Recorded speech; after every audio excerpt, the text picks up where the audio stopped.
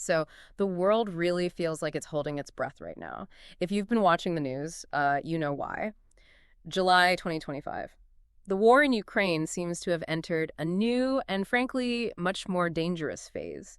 Today, we're going to do a rapid deep dive into these latest developments, really try to unpack what's shifted and why it's so critical for you to understand what's going on. Yeah, and what's really striking and quite concerning is just the sheer scale of recent events. Russia launched what looks like its most intense air attack campaign since this whole thing started. We're talking over 500 drones and missiles hitting Ukraine. And it's a specific mix, Kinzhal hypersonic missiles, notoriously hard to shoot down, plus Kalibr cruise missiles, and then just waves of those Shahid drones. So not just random pot shots. This sounds very calculated. Exactly. It seems like the Kinzhals are for those high-value, hard-to-reach targets trying to get past the best defenses.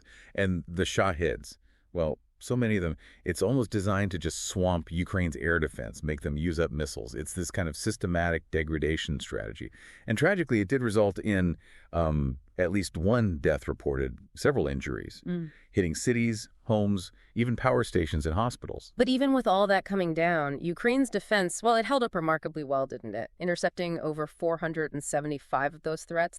That's an incredible number. It really is. Speaks volumes about their capabilities now. And amidst those statistics, there was this moment of, well, incredible heroism. Ukrainian pilot Eltin Kol, Maxim Ustimenko, shot down 7 drones, before sacrificing his own life to protect civilians on the ground. What does something like that tell us, about the human side of all this tech warfare? It's a stark reminder, isn't it, that even with drones and AI and missiles, the human will, the drive to defend, that's still absolutely central. And connecting that back, the fight isn't just aerial.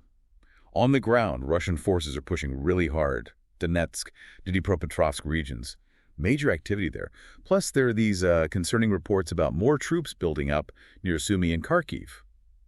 Ukraine says there's no full breakthrough, but, well, the pressure on the front lines is clearly intensifying. It suggests Russia's not backing down and trying to seize more territory. And the ripples are spreading, like you said, beyond the immediate battlefield. We're suddenly hearing about South Korean intelligence saying North Korea might be getting ready to send troops to help Russia. That's right. If that actually happens. Yeah. Wow, that's direct foreign intervention on a scale we haven't really seen yet in this war. What kind of precedent does that even set, pulling in countries like North Korea? It fundamentally shifts the global